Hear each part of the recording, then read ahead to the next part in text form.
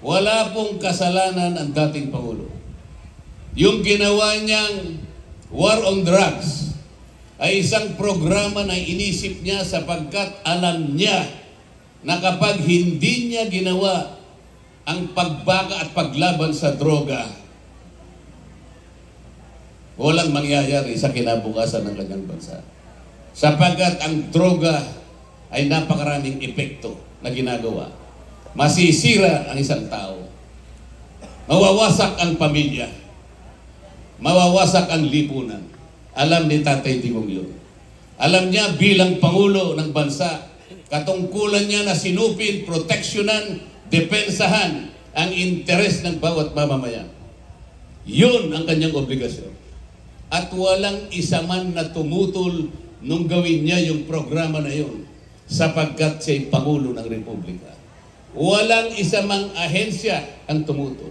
Ang totoo po niyan, binigyan pa lahat ng pagsang-ayon at budget para may sakatuparan ang programang yun. Kayo po ang nakakaalam. Nung ginawa niya yung programa na yun, nakikita niyo malaya, tahimik ang mga eskinita, yung mga kalsada, nawala yung takot sa inyong dibdib na baka sakali, napakarami yung mga puser, napakarami ng iyo. Noon lamang po nagkaroon ng katahimikan, ng kapayapaan sa dibdib ang mamamayan. Marami pong sumuko, marami ang nagbalik loob sa pamahalaan. Kung alam po ninyo yung kahabaan ng Commonwealth dito sa Quezon City, magmula ka po sa Pilcoa hanggang sa kaduluduluhan ng Fairview, merong 7 hanggang 9 na barangay ang dadaanan mo dyan. Nung wala pa yung kampanya laban sa droga, merong 35 hanggang 40 pangyayari ng nakawan at hold-upan sa kahabaan ng Commonwealth Avenue. Alam ko po yan sapagkat ang mga barangay official sa Davao yan ay halos kaibigan ko po lahat.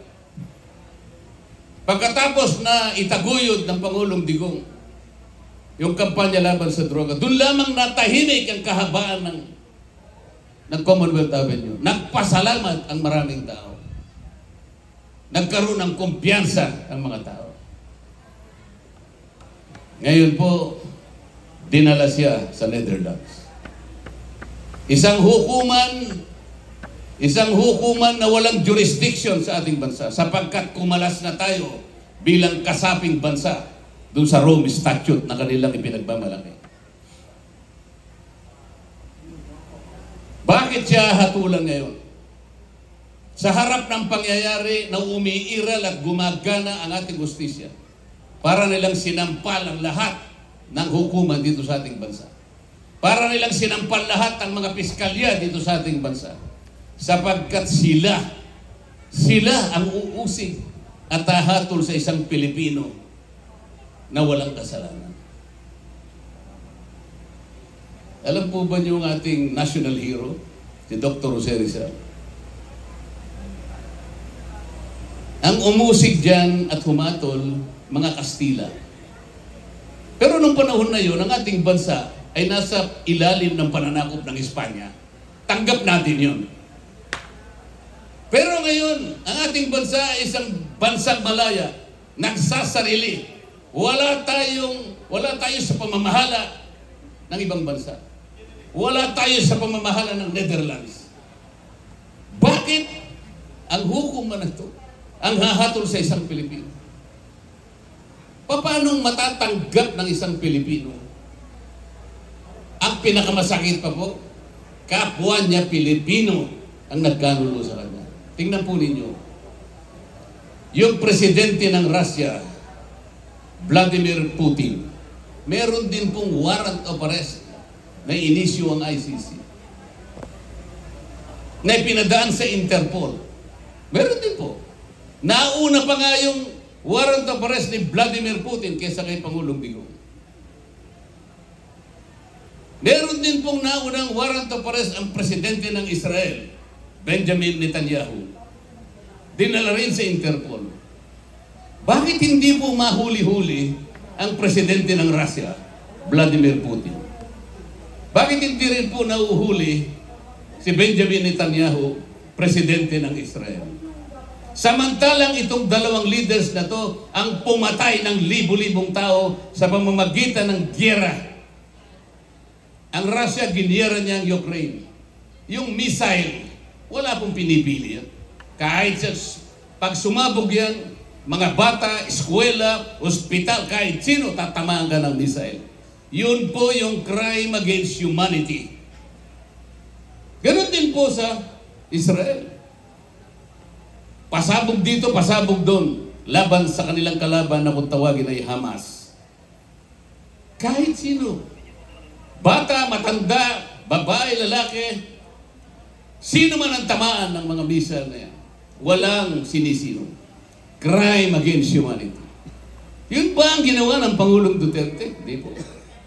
Ang Pangulong Duterte, dinirekta niya yung programa niya sa mga kalaban ng lipunan, sa kalaban ng gobyerno, yung sumisira, yung mga anay ng lipunan, na pilit sinisira ang ating mga pamilya, ang ating pamahalaan. Kung sakali man pong may napatay, talaga pong ganun. Ngunit yun ay isang legitimate na programa na inisip niya sapagkat alam niya, responsibilidad niya na sinupin, depensahan, proteksyonan ang mamamayan ng kanyang bansa. Ito ang sinapit niya. Alam po niya kung nasaan yung ICC? Yung ICC na tinatawag na International, ano na pangalan niya? Gusto ko ng International Criminal Court. Yun po ay nakabase sa Netherlands. Ang Netherlands po ang pinamumugaran ng mga komunista na kanilang sinusuportahan, ipinagtatanggol na hanggang ngayon ay kanilang sinisinop sa kanilang bansa. Hindi natin mapabalik dito yung mga komunistang kalaban ng ating bansa sapagkat sila'y namumugad doon sa Netherlands. Baligtad ang nangyari. Ang ating Pangulo na lumalaban sa komunista ay siya ngayon ang dinala sa Netherlands. Tingnan po ninyo ang kabalintunaan nangyayari sa ating bansa. Kaya kahit humaba po ang aking pagkukwento sa inyo, baliwala po sa akin. Basta't malaman lang po ninyo kung anong nangyayari sa ating bansa. Para ganoon ay huwag kayong madaya, huwag kayong mailigaw ng konting ayudang binibigay ng kabilang team. Huwag kayong pasisilaw. Kung sakaling bibigyan nila kayo, ang payo namin, kunin po ninyo. Sapagkat yun ay pera ninyo. Hindi nila pera yan. Hindi nanggaling sa bulsa nila yung mga ayudang ibibigay sa inyo. Hindi po. Pera po ng bayan yon. Nagpapanggap lang sila na kunwari galing sa bulsa para silawin nila kayo. Huwag kayong masisilaw. Tanggapin ninyo. Huwag kayong magpapasalamat sa kanila. Alam na po nyo ang gagawin nyo. Pagkatanggap nun, bumili po kayo ng inyong kakailangan. Kalimutan nyo na silang lahat. Sa araw ng botohan, alam na po ninyo yung Team Suka. Yung Team Suka po may asim. Katulad po ninyo na may asim pa. Iboto nyo po kung po pwede lahat ng kandidato ng PDP laban sapagkat kailangan po natin ng bilang. Kapag ka po marami silang bilang, yung team na yon, sa susunod po na kongreso, tatanggalin nila ang Vice President. Kaya po nililinaw ko sa inyo, ang PDP laban, ang team, ang may kakayahan para labanan ang maitim na balakin ng kabilang team. Huwag kayong maniniwala sa kanila. Wala silang sasabihin. Mangangako na naman sa inyo. Anong ipangangako nila sa inyo? Kasama sila kung bakit nagkaganito ang ating bansa. Nagkakawatak-watak na naman tayo. Malungkot na naman kayo. Galit kayo sa puso sa nangyari sa dating Pangulo. Hindi sana ganito. Dapat sana nagkakaisa na sana tayo bilang isang bansa. Sapagkat doon magmumula sa pagkakaisang yun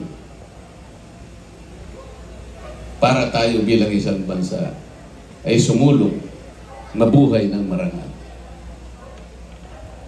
Tingnan po nyo ang Senado ngayon. Kaya kailangan po kaming makarating. Kailangan po nating ayusin ang kalidad ng Senado. Ang isang senador, kung talagang gagawin niya ang kanyang tungkulin, yung kapangyarihan na ibibigay ninyo, makakagawa siya ng ikabubuti ng kalagayan ng ating bansa. Ang problema, ilang ulit na silang bumalik. Napatunayan na ninyo kung ilang ulit na bumalik.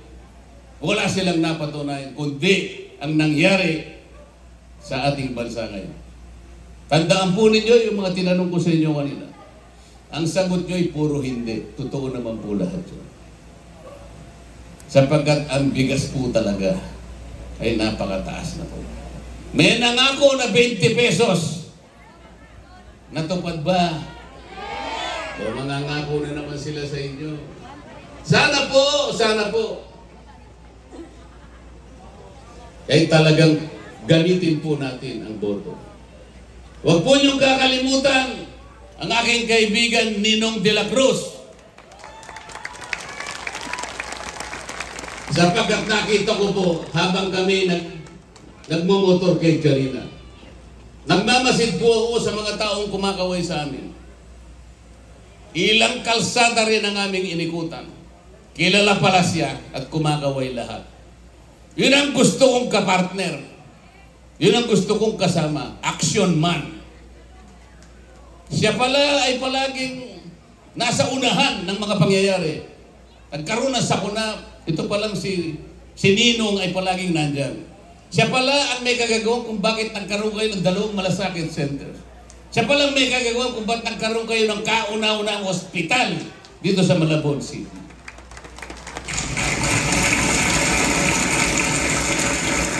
Si Konsihal Dado, huwag nyo rin kakalimutan. Barkada niya yan. Alam ko, magbabarkada, ibig sabihin, magkakaayon ng prinsipyo. Iisa ang kanilang patakaran. At yung anak ni Ma'am Dado, si Ron Cunanan.